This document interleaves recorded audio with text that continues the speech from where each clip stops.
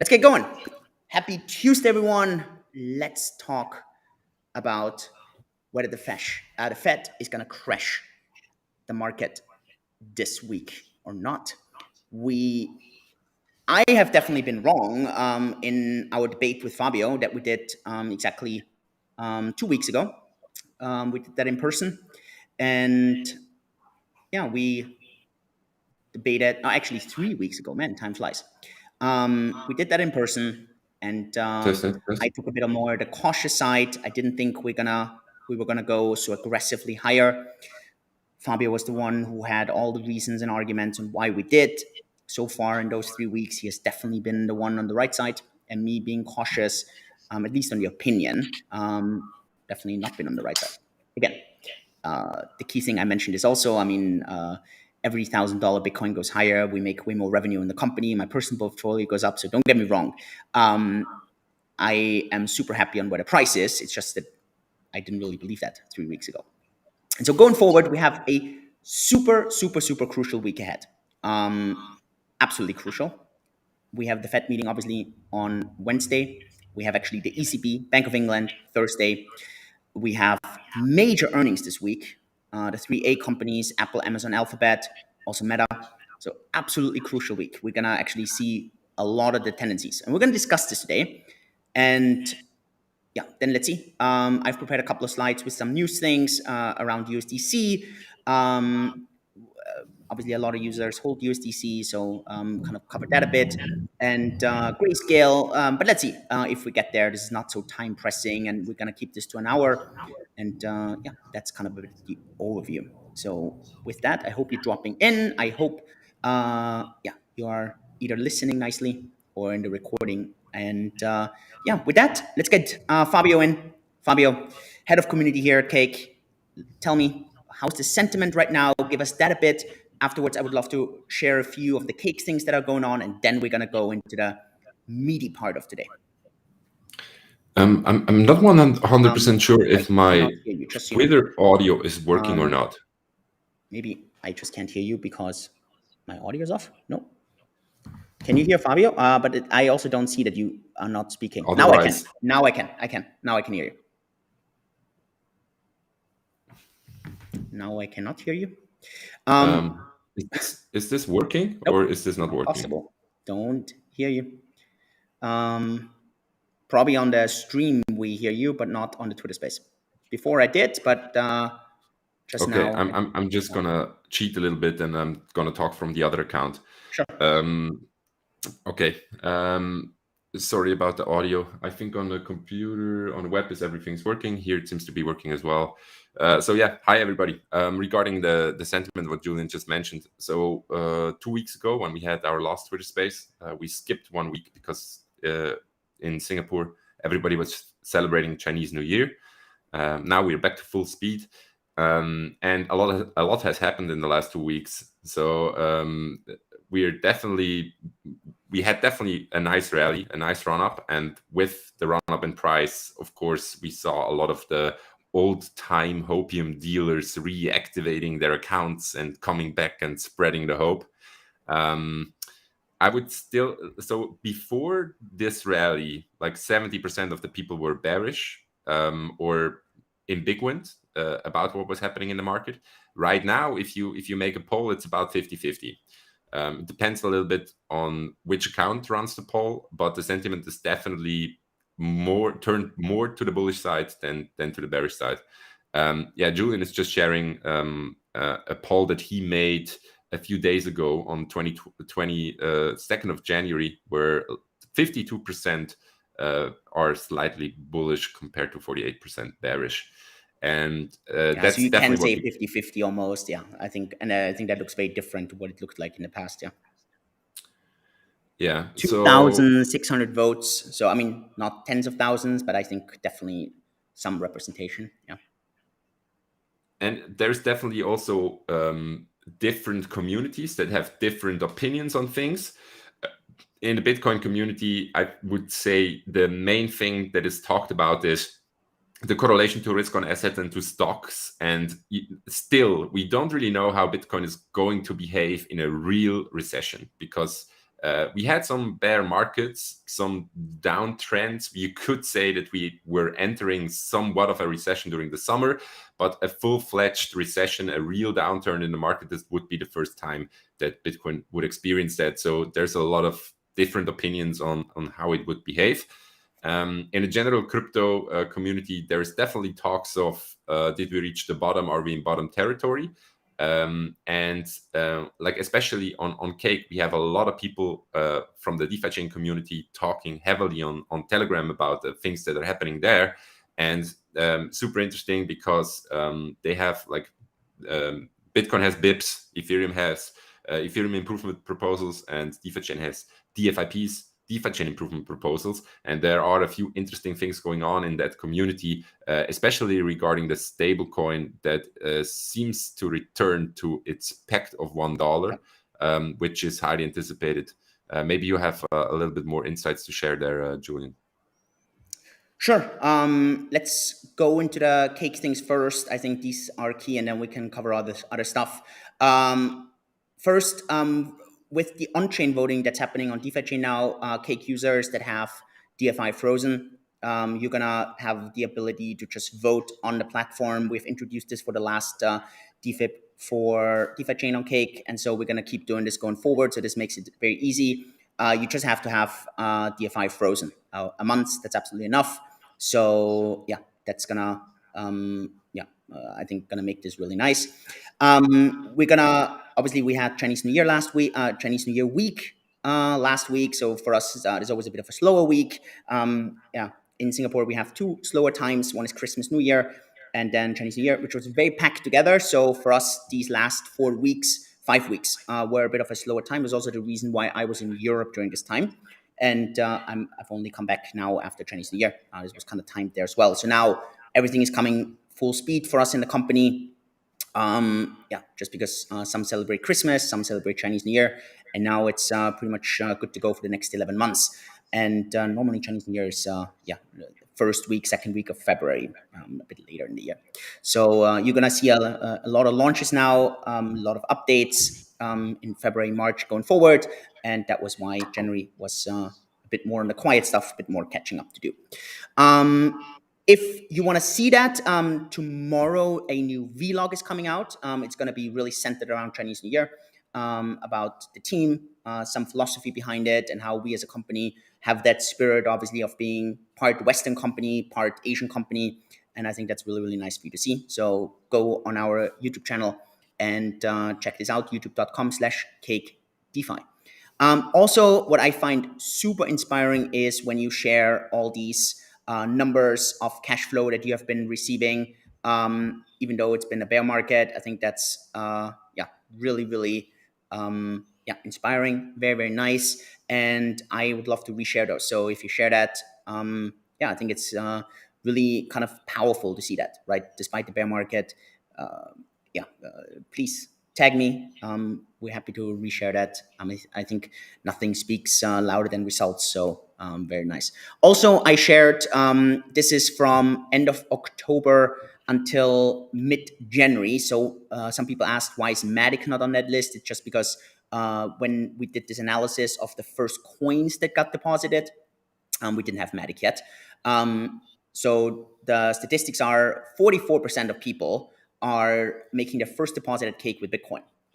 Very, very interesting. But obviously also represents kind of the market cap. 18% is Ethereum, 12% is DFI, close to 6% is Litecoin. Tether, 4%, Dash 3.5%, Doge 3.5%, USDC 3%, and then it gets smaller and smaller and smaller. DUSD 2.88%. It's interesting. I get this question actually a lot. If like DUSD not being super stable has any impact on us as a platform, but actually on Cake, very few users have DUSD for the simple reason because DUSD token is instantly a very complex kind of product. So it's not as intuitive as people who really understand blockchain applications deeply, the DeFi application. So, and Cake is really the plug and play solution. We are working, however, now to have some ideas in how we can implement USD better. provide good cash flow ideas on that. So we see some massive, massive ideas there. Hopefully, this month we'll also want to launch ideas here where Bitcoin can have even more yield. I know people have been asking, are we raising the cap on the earn product? We can't. That's full. There's no way to raise that for us. But we have found other ways to do proper DeFi lending. So do lending or generating yield with smart contracts. And at the moment, you have to be a bit nimble, you have to be flexible, but you can get some really nice yield. Yesterday, I think I shared on Twitter also that for some time you could get annualized about 40% on ETH. So, I mean, these are all just things, and we could capture that as a platform. We just have to be nimble and quick on that. So stay tuned on that. I think we're going to have some nice ideas here for Bitcoin, ETH, stable coins, DFI, DUSD. And obviously, we also want to add more and more coins with Matic that we added. We want to add the next one soon. One question I do always get after these videos, if I can share those slides. As you probably know, I am running now this newsletter as the CEO from Cake. It's a separate newsletter from the official send out from Cake. So this is ceonews.cakedefi.com, and it goes out to our customers that want to get that. You can unsubscribe if you don't want that.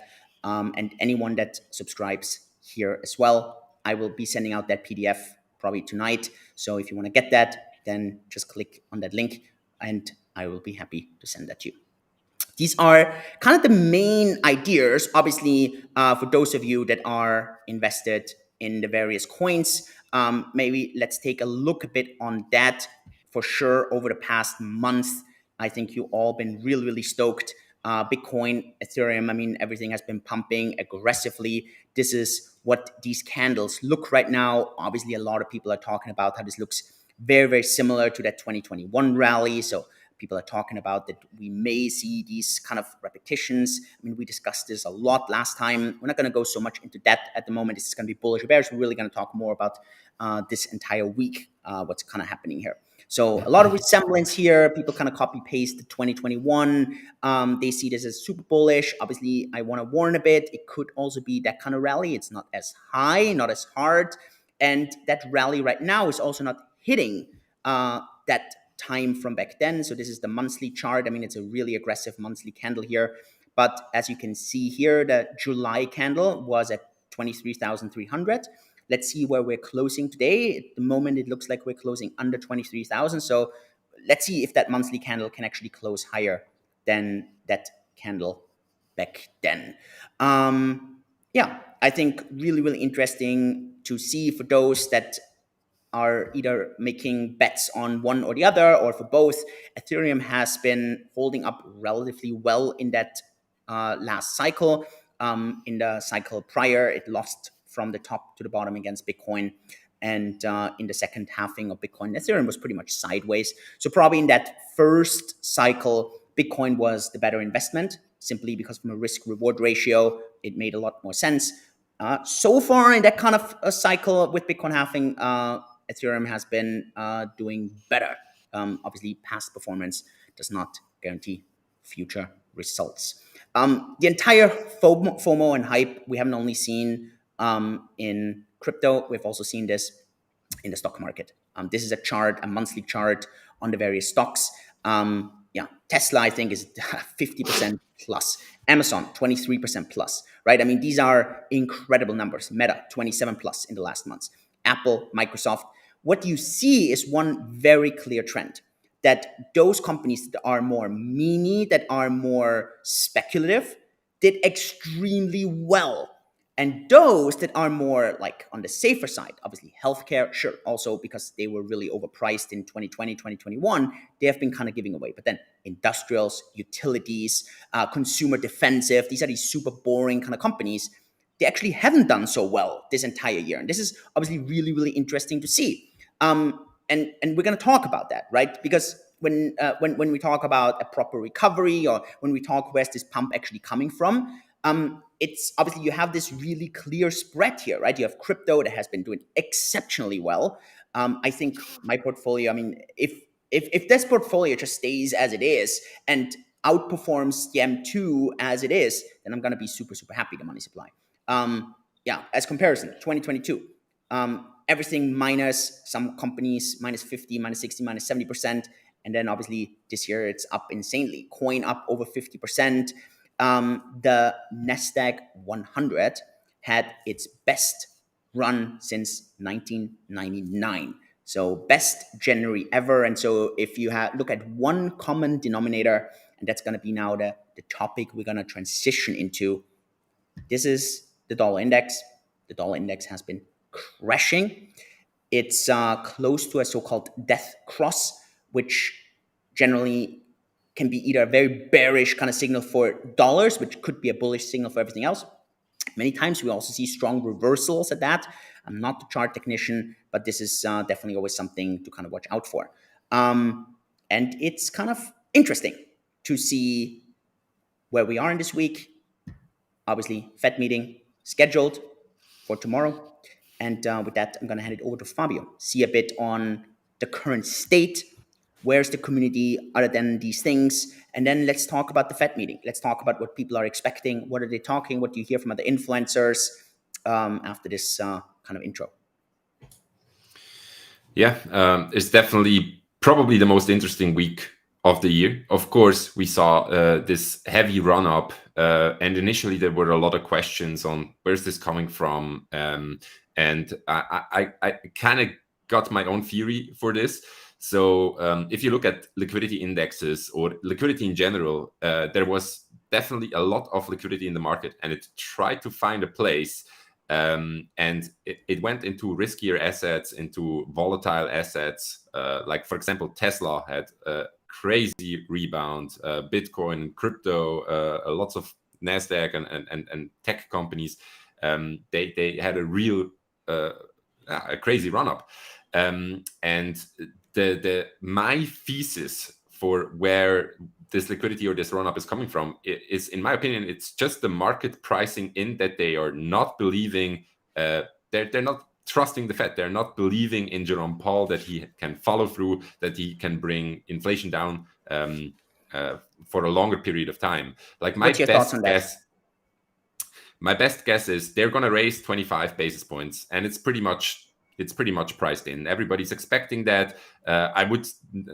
They're not going with no hike. If there is another probability, they're going with a 50 basis point. But my best guess is, and the market is also pricing in, is 25 basis points.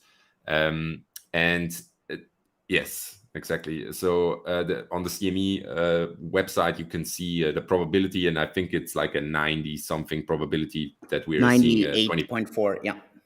98.4. That's crazy.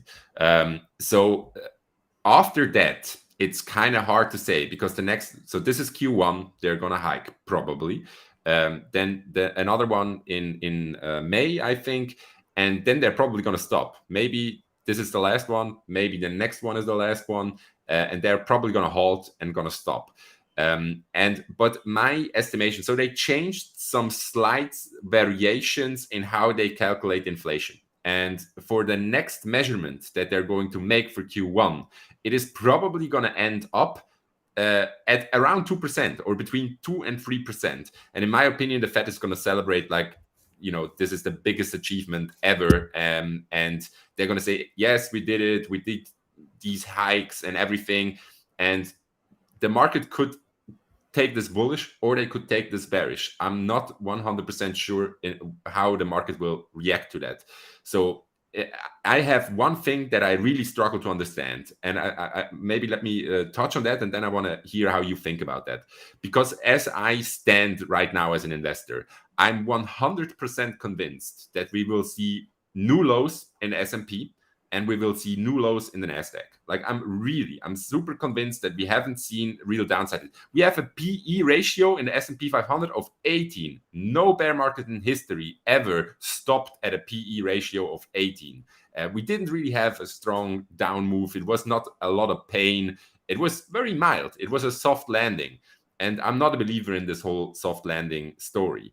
But on the other hand, when it comes to crypto, I really feel that this is a leading indicator, and it kind of overcorrected a little bit with all the mess like FTX and Luna happening. It overcorrected to the downside. And I really feel that crypto as an industry kind of bottomed out, or a large majority of like Bitcoin, Ethereum, the blue chips definitely found its bottom. But how can one be true without the other?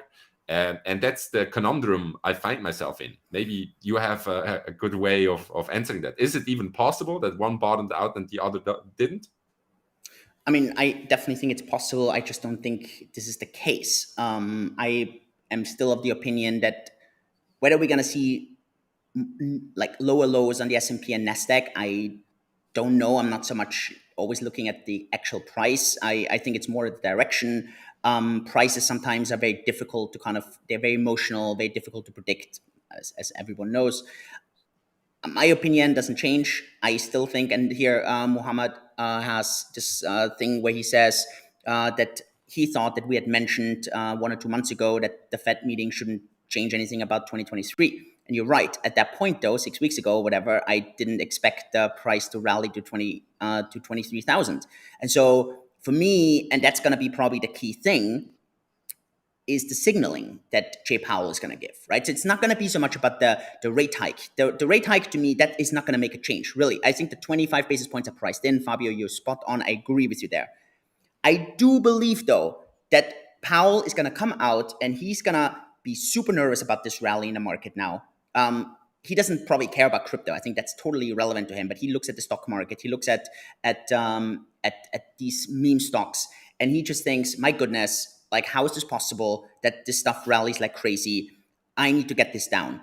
And I don't know, him signaling that he's going to be hawkish, we're not going to stop raising rates, a soft landing is not guaranteed, we may see a hard landing. So just this kind of wording, right, is going to get everyone insecure. And I don't know, I am still of the opinion that we're going to see, I don't know if we're going to see lower lows on Bitcoin. I don't know if we go, what is the low we talked about this just prior, 15,000 something? You know the exact price? 15,400. So I'm not sure we're going to go under that. But I don't think that, like, I don't know, that 18,000 or something was the cheapest Bitcoins you will have ever bought in the last couple of weeks. I think we're going to see lower prices than that. So, but I've been consistent in that. I just don't, I don't see a rally right now. I think we got only, where I actually agree, I think crypto has definitely suffered way more than stocks. So here I agree with you. And I mean, obviously FTX, I think especially FTX caused that, where we were talking about, oh, November and December can be so bullish. Stocks celebrated like crazy. Crypto kind of really like died. And I think a lot of it had to do with FTX. And so there I agree that crypto has seen a lot of the pain.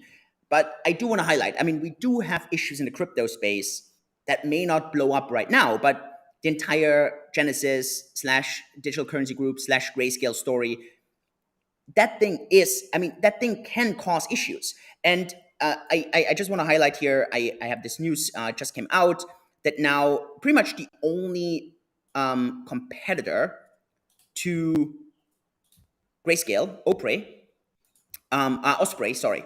The only competitor is now suing Grayscale that it completely misrepresented the likelihood of an FTF approval and thereby attracted so much funds. Now, I've always been a big critic that I think in every live that we did, I always talked about how I don't think we're going to see an ETF. And if we do see an ETF, how bearish this is going to be and how this was always misrepresented by Grayscale, that they were super optimistic and this would be so bullish for the price. They are suing now. And I think Grayscale, Digital Currency Group, Genesis, they have so much pressure.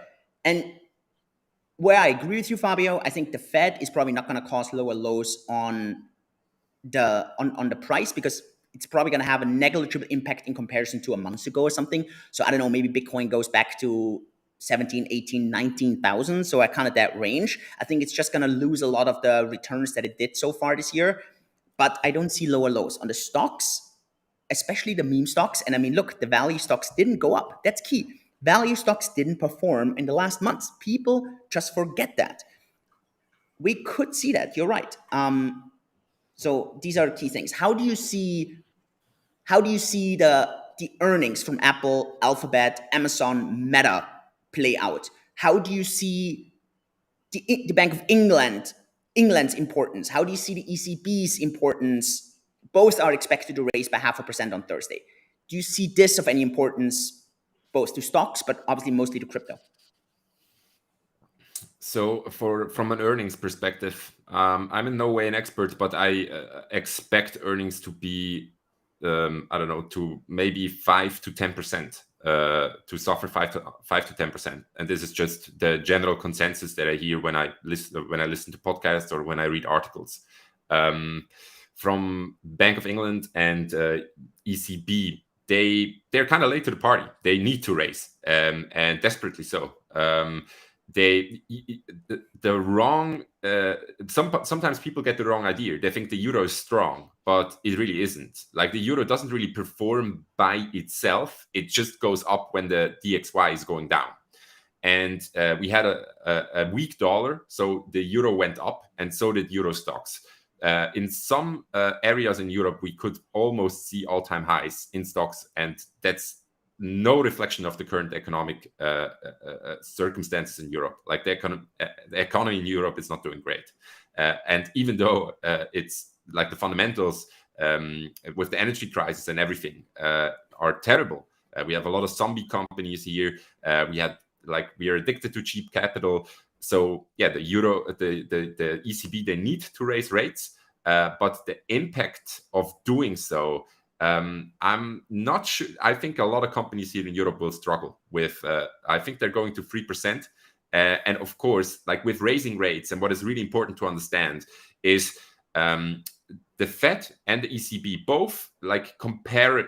If you compare it to historical rate hikes, they hiked really, really fast in a short period of time. And this doesn't really affect a lot of companies and a lot of individuals, because a lot of debt is fixed term. So you're signing a contract, for example, for a house, for a mortgage. You're stuck with that for 10 years, 15 years, some of them 30 years. And also companies, they have fixed term debt. So this is maybe a year, this is 5 years, this could be 10 years, 8 years, whatever. So these companies are not really affected by that, because they can just wait. But with every month that passes, more and more companies will be affected by these interest rates. And every company that is like a so-called zombie company that doesn't really have strong fundamentals and that only works because it had cheap capital, they are going to be the one to suffer. Like, it's like everybody's standing on the beach, and some people are not really wearing a swimsuit, and the water is slowly subsiding and getting lower and lower. And at one point, you will really see who is wearing a swimsuit and who is not. And we're about to enter the phase where the naked people on the beach are exposed. And it's hard to say here in Europe which companies that might be. Yeah. I mean, I think you explained that really well. I do think on the larger scale, for crypto especially, the ECB or the Bank of England don't really matter.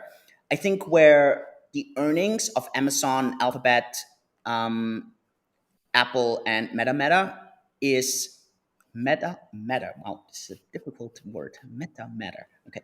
Well, where I think they matter is, again, the guidance. I think it really is going to come down to, right now there's a lot of hopium in the market, way more than a month ago. And I just think we're going to go back to where we were months ago. And so that's just what I didn't expect such a strong rally. I expected that we have a little bit of an uptrend, but not such a strong rally. And I think Apple and all of them, they're going to feel this. They're probably going to make guidance that they're going to probably have to let people go. I think that is a key scare thing, for many. And yeah, so I think as a whole, one interesting thing I want to show as well is reverse repo markets. I explained this concept, I think, many times now, so I'm not going to go into the exact details on the reverse repo markets. The idea here is that this is the largest of the large money. So here we're really talking about, we're talking about trillions of dollars that are in there, right? So this is 2,000 billion, so trillions of dollars that are in there. And this is risk-free money, because you're basically giving it to the Fed. So it's risk-free.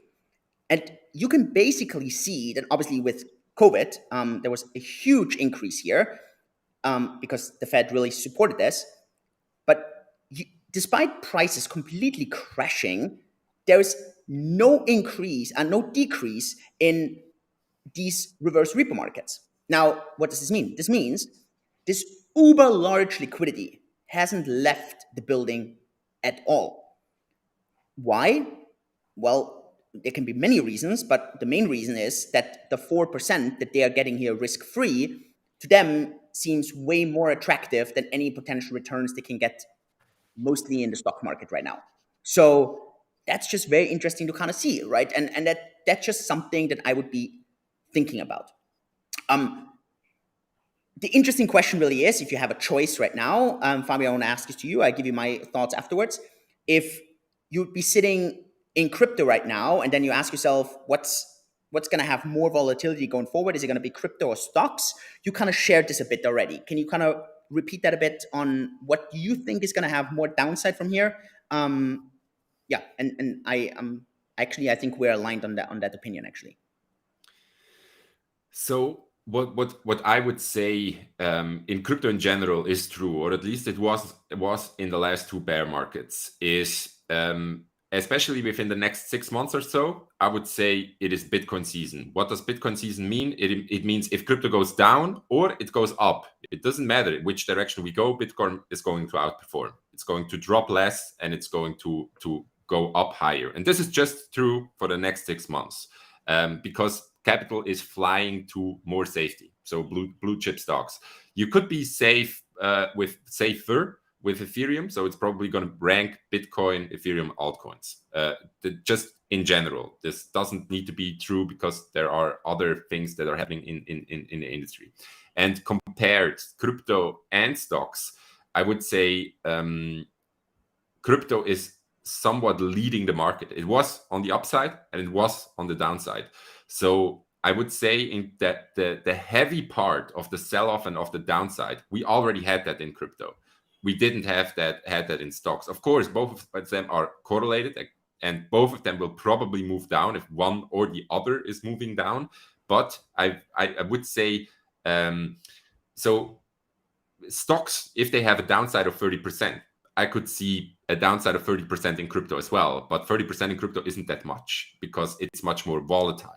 And I fully expect so. I'm kind of aligned with a few people that are really, really great in macro. Like I look at Felix Zulauf, I look at Chicken Genius, I look at I don't know other Holger. He's a German macro trader. I look at people that really know their macro a lot better than I do, and most of them are looking at a 3,200 S&P target.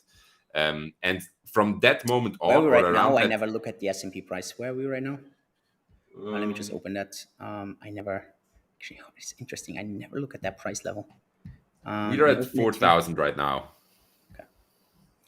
Yeah, golden cross soon. Golden cross meaning the 50 crossing the 200. Generally a bullish sign, but if there's some reversal there, this can be violent. Yeah, but yeah, you're right. 4,000. So you're seeing the 3,200.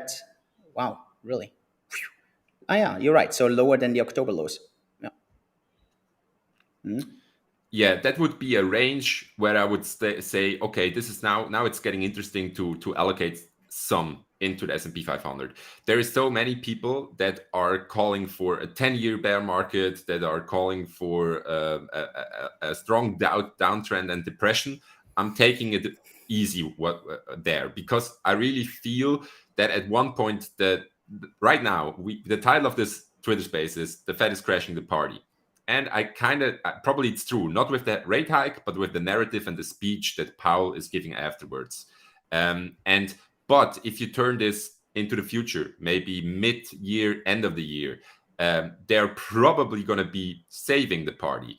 And what is important there, just to reiterate this, is when the Fed is actually going on stage and pivoting, like first they will stop and just hold the rates. But somewhere, maybe in the later part of this year, they're probably going to pivot, probably. And if they're going to pivot, this is by no means a bottom. After that, we're probably going to see downside of another 6 months until we found the bottom. Yeah, it's important because people tend to forget that. And you're right. Statistically, historically, sorry, I didn't want to interrupt. I wanted to interrupt you, but you are adding exactly what I wanted to interrupt you for. So I guess right now, it's always wise to have some fiat on the side, especially the one that has cash in a bear market is king. But the problem with bear markets is nobody has cash. And so if you have cash right now, good for you. And from an allocation standpoint, I'm big on metals because metals tend to perform well, especially if we are going into a bear market or we're going out of the bear market. So I'm into metals. I hold blue chip crypto, and I have a bit of fiat on the side because I'm looking to find an entry in stocks, and the level I'm currently looking at is around 3,200 on the S&P. That would really mean I want to start allocating and going into the market. One thing to put into perspective there, because of the demographic situation that we are in right now, I really feel that over the coming 15 years, is probably the S&P is not the best place to be. Probably a sector ETF, like really specific on something, for example, energy, or I'm just throwing in a few words. Please do not take this as advice, but you could healthcare or also biotech. Regions. Also regions. It may also be that you bet on certain regions. Yeah. So I think for the next decade or so, probably the strong game or the game to play is regions and sectors. Yeah. I honestly, Fabio, my opinion here is just basically repeating what you're saying. I'm just going to tag along a bit here because I think we're really aligned on this. I think the major fear I have is that the Fed cracks. So I know that many people criticize the Fed right now, and I'm not 100% sure it was so easy for them to do what they're doing, right? And obviously no one knows, including them, if they're doing it right. I am just most worried about them cracking, them starting to print money. So them going from a pull. So pull, why? Because lowering interest rates doesn't force anyone to take out a loan. So it doesn't stimulate the economy per se. It's still more of a pull mechanism. But if they start printing money and either pushing this into the market directly by buying bonds, for example, or by handing it out as stimulus checks, then it becomes a push. And if they go into this push mechanism, that's when I'm just getting a bit worried and scared, because then we're going to see the stagflation scenario. I just really hope, and that's always what I say, I really hope that we're going to see a bit of a more painful year right now. We kind of have to sit this out. So it's just like, I don't know, if you start, like, let's say you stop smoking. If you stop smoking, you will always have this kind of pain a bit at the beginning, right? But if you keep going, then you never stop smoking. So you will have, like, you have to admit that we did something in the past 2 years that was just not the healthiest thing. And so we just have to admit that and be like, okay, now we have to kind of suffer a little bit. If we don't do that, yeah, we can kind of avoid that pain right now, but we're just going to compound it down the line. And at some point, we can't handle it anymore. And so it's kind of that same kind of story, right? And so I just hope we have a little bit of pain this year. I don't want to see the same kind of pain as last year. I don't want to see like dozens of companies going bankrupt. I don't want people lose their funds. I just want to have a little bit of volatility, maybe a little bit up, a little bit down. It's going to be more of a like less interesting year at the end. So we're probably not going to do much. But if we look at the interest kind of forecast in all of that, then exactly like Fabio kind of mentioned, we're expecting to top out with the interest rates March, May. So that's kind of the expectations in the next 1 or 2 Fed meetings. Then we're going to hold this maybe until after the summer. And then fourth quarter, we're expecting rates to go down. And then 2024, this is when we should be at the interest rates that should hopefully equal the target inflation. And so, again, that would mean don't expect too much for 2023. Use the year for dollar cost averaging. I think exactly like Fabio mentioned, you don't want to go all in. You don't want to go all out. Stocks, crypto, I think it's fantastic times to start building a position. Give yourself a little bit of time. Don't rush in. Just really see this as a project on years, not on weeks. And I know that we can always do that same kind of survey. I ask it every time, and the answer is always the same. If I ask people, what's your time horizon when investing? People always say years. And when I ask, okay, what do you think most other crypto investors' time horizon is? And then people say, oh, weeks. And it's just like, 99% of people give the same answer, right? So probability is that everyone thinks they have a years-long time horizon, and everyone else weeks, when probably everyone just has weeks. And that's just the dangerous part to all that. I might have a question that, like my conundrum, one of the conundrums that I'm fighting myself a little bit is there is practically two outcomes over the next few years. So as you mentioned, we had this, we are like an addict. We had this cheap capital for such a long time, and now we kind of need to pay. This is not sustainable. We need to change this approach. Otherwise, we're going to end up with runaway inflation. But to counter this, we practically need austerity. We need to have high rates. We need to increase taxes. We need to lower our spending. We need to do the hard things in life. And while I completely see all of this happening, I kind of don't see us doing the hard things. Maybe. Oh, come on. People love doing this. It's maybe because of our weak politicians, especially here in Europe, also maybe in the United States, that they're kind of we're kind of going there, and it seems like we're going to do the hard things. But then at one point, I think we're going to have the addict turnaround thing, and we're like, oh, it's way much easier. Let's go to the cheap capital again. And the question I ask myself is, what is going to be the outcome when we finally move back to being an addict? Because me personally, I don't know how you see this, Julian.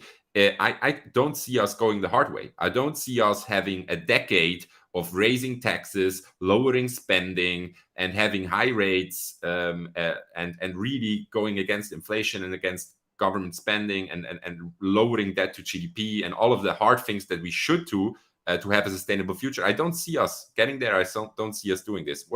How do you see this playing out? I mean, I agree with you. I think as long as we can get our growth over the interest rate, right? So as long as we grow more than the interest rate, we win. Because that means that the government can just kind of keep printing money. Of course, that people always talk about that this is not sustainable. And it's true, at some point, this is going to burst all the time. That's why fiat currencies always burst, always.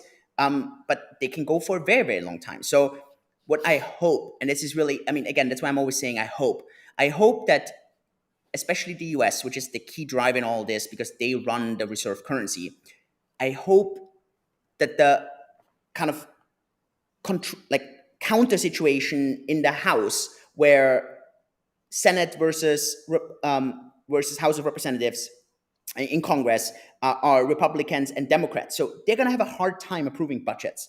So that's going to make it hard to kind of do this spending. At the same time, the Democrats don't need to use 2023 to be popular. What you need to do is you need to do this probably in the, going from the beginning of the summer in 2024. So we have about 1.5 years actually to not be all too popular. You don't have to be. And it's enough if then, let's say in June, they start to become popular again.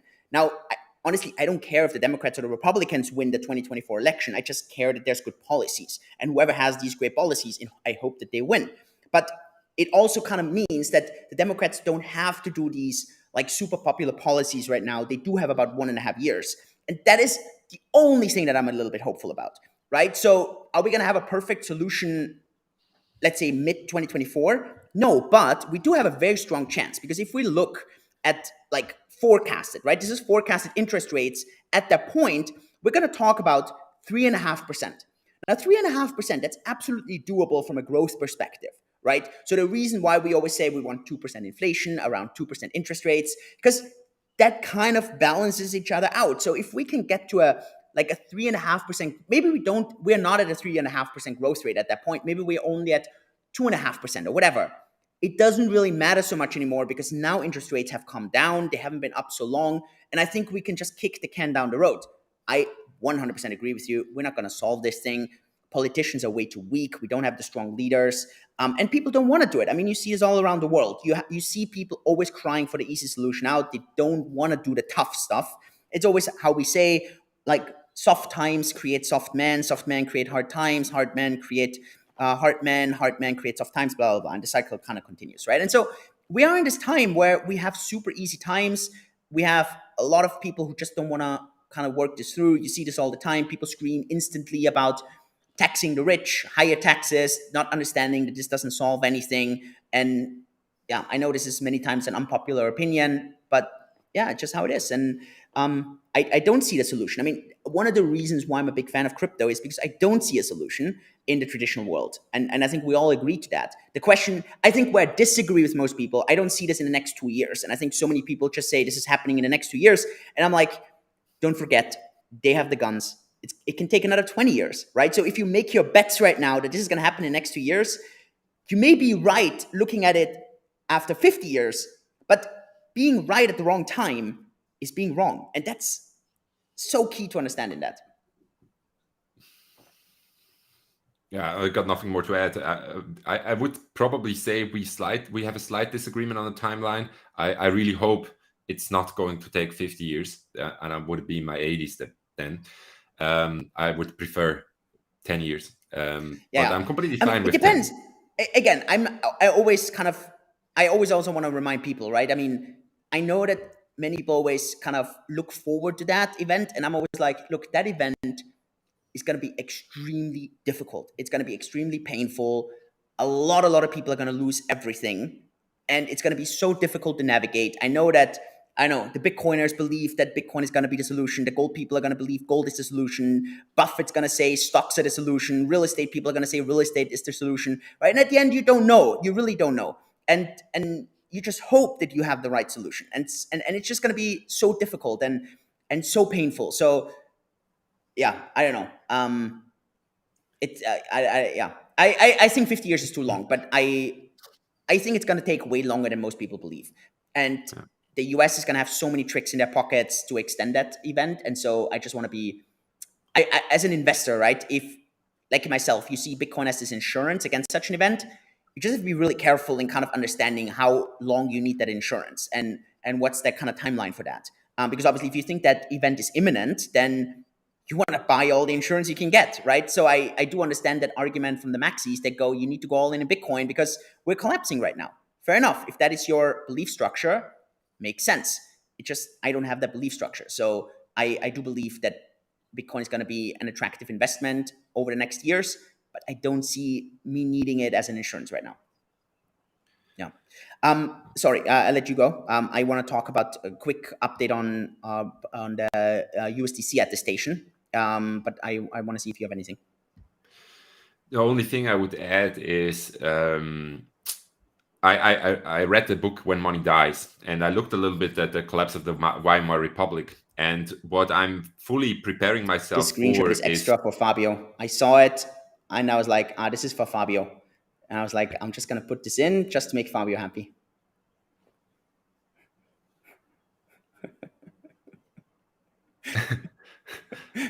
So for those that can't see it, it's the Wolf of Wall Street scene where he's teaching them how to sell. And then he says, hey, can you show them how it's done? And then in the scene, obviously, he says, write down your name. And he says, I don't have a pen. And he says, okay, exactly, supply and demand, right? And so in this joke here, it says, hey, Brett, like he's trying to do it basically. And he says, hey, Brett, sell me this pen. And then he says, hey, do me a favor, write down all the assets you own that can't be confiscated. And then Fabio sits here and says, because obviously Fabio is full in Bitcoin, he says, I can't think of any. And then, yeah, the guy's like, exactly. Not understanding that he basically asked the Bitcoiner who, obviously has no Bitcoin that can be confiscated. So, yeah. It's not of you. Put it in extra. How nice of you. Just to finish my sentence that I started, for the audience to understand, is the thing that I'm preparing myself for if we would go into an environment where a fiat currency or a system is at the brink of collapse. I don't see this black future or anything. There might be a turbulent time. There might be a currency that collapses.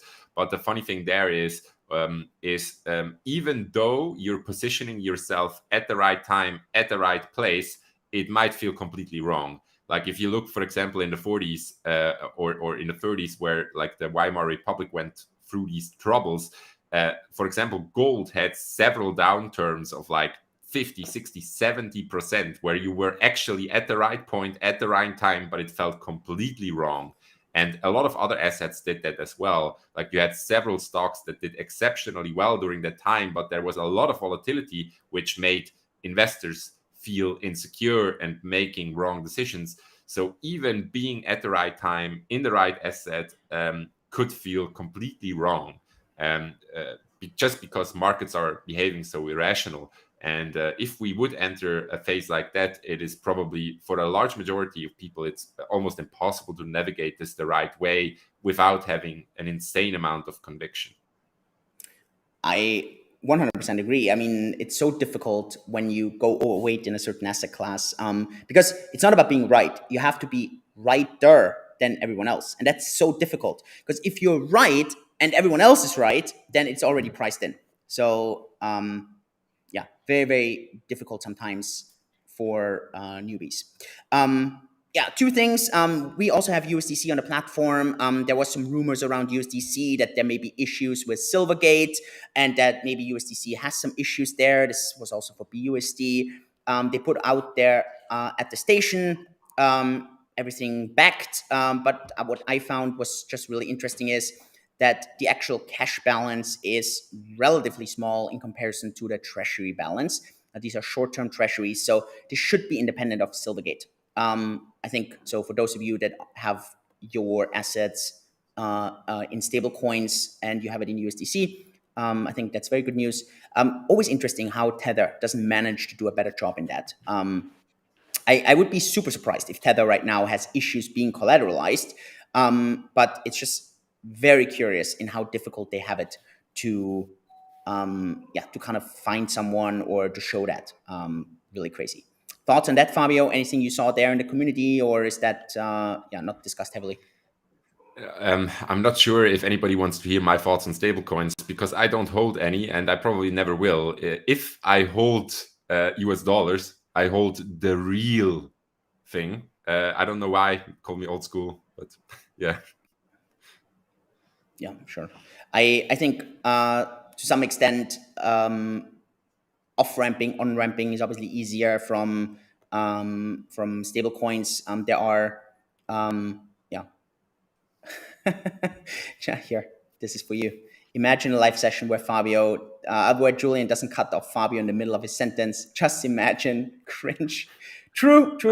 I'm not sure if you want to have that. Like I can go on crazy rants. I'm happy sometimes that Julian interrupts me.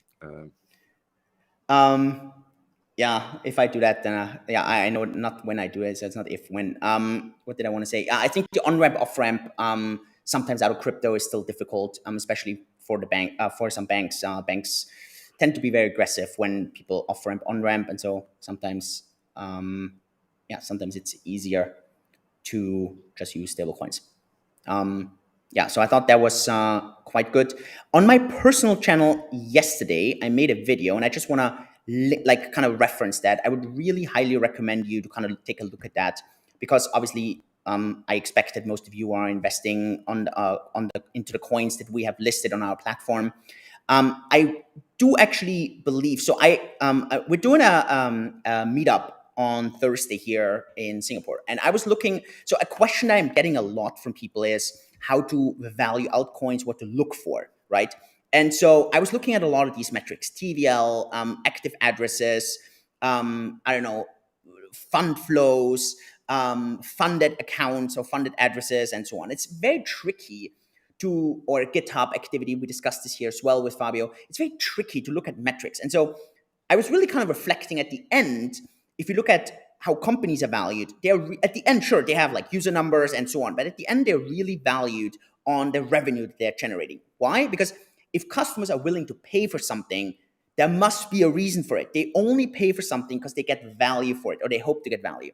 And so I actually think blockchains going forward will see a very similar kind of idea, a very similar kind of model. And so I made a video yesterday on my personal channel. Check this out.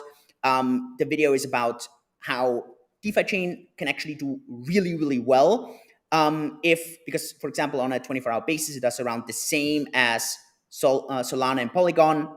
The big difference, obviously, here is that DeFi chain's market cap is at 300 million, and Solana's and Polygon's market cap is around 9 to 10 billion.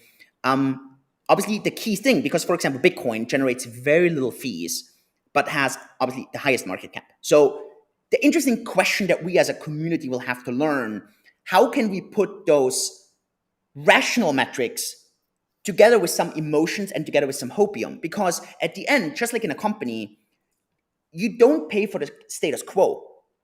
You don't invest in that. You invest into the expectation. So everything comes down to expectation. And so it's totally normal to expect that a coin like Bitcoin is still going to be around in 5 years, where a new project or a smaller project may not be. And so obviously this is really important. And I don't know, I hope we're going to get some more, we're going to get some rationality in this, hopefully going forward, maybe already this year. And it's going to be something that I will focus on because I love this rationality, right?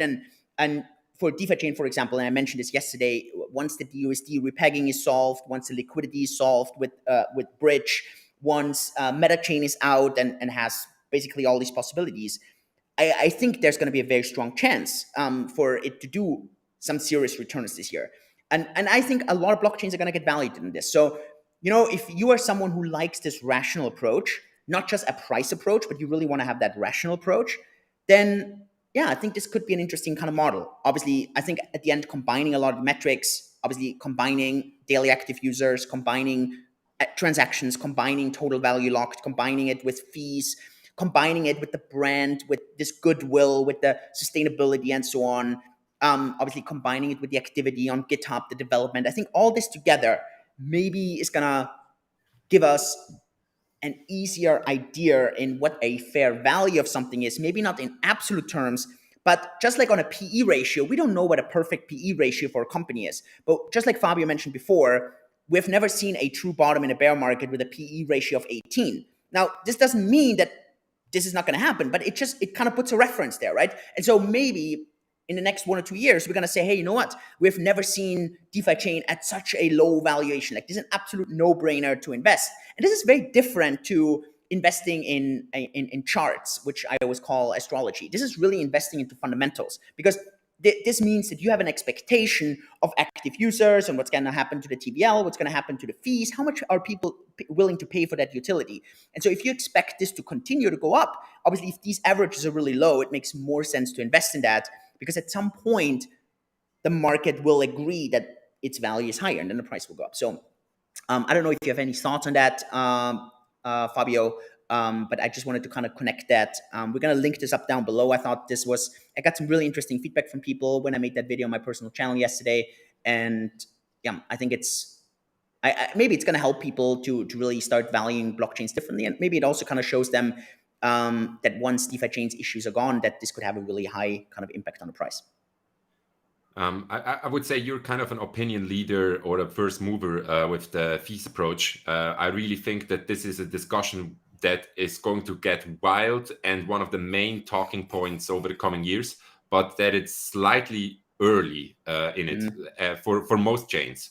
Because Bitcoin will run into that issues in like a decade. Ethereum, they're kind of trying to get it down. We're still in a very messy early phase, but where this discussion and fee base is obviously, like, if you think logically about it, then this is like the main thing on how to value a blockchain, how to think about it. But I would say that you're very, very early in seeing this trend and bringing this up. And I never thought about this previously or put real thought into it. But yeah, definitely super, super interesting. I mean, I may be wrong, right? So I may be wrong, but yeah, I've just been reflecting a lot on again, everything comes down to utility, everything. And it's obviously in a company, measuring the utility is so easy because it all comes down to cash flow, and it comes down to the predictability of that cash flow. And in a blockchain, this is a bit difficult, right? So that's just a key concept. So obviously you're going to have other factors as well. It's just something I want to throw in. Anything that we left out? We're coming to the full hour, so anything that you feel we need to leave out? Obviously, if you're in Singapore on Thursday, meet up in the evening in our office. Will be great if you join. Fabio, anything from your side? I think we are in the last few days of our FIRE promotion, Financial Independence, Retire Early. This is mainly dedicated to new customers. Head over to cakedefi.com and then you will see a flame on top of your screen. Click there. There is an opportunity if you're thinking about making a deposit, if you're thinking about becoming a customer, we will actually incentivize you with up to $1,000 if you participate in that promotion. I think you only have a few days left. So if you're not a customer yet, head over and read all about our new FIRE promotion. And for everybody who's watching that on YouTube, please leave us a like. Please subscribe to the channel. We are pushing out a vlog series. If you haven't seen it, definitely recommending this. 10 out of 10. It's a little bit of a history, a story about the whole company, how it started, how it went, how we are coming through or surviving the crypto winter. And it's made with a lot of effort and a lot of love. So definitely worth watching. Put it in your watch later and watch it as soon as possible. If you're watching this or listening to this on any other channel and you missed the beginning, this is going to be on Spotify, on Apple Podcast. You can watch this from the beginning on Twitter as soon as the space is finished. And you can also find this on YouTube. That's amazing. Nothing else to add. Hear you all next week. Fingers crossed that the Fed is not crashing the party. Fingers crossed maybe the Fed has some guidance that maybe not the most bullish. Maybe that rally stops, but we don't go down. We just kind of stall a bit and wait for the next couple of weeks. Fingers crossed. I think this will be great. So we're going to find out. Stay healthy. Stay safe. Great decision making. Have meaningful relationships. Obviously, a lot of health. A lot of wealth. With that, see you next time. Thanks so much, Fabio. Appreciate it. Thank you, everyone. Bye-bye.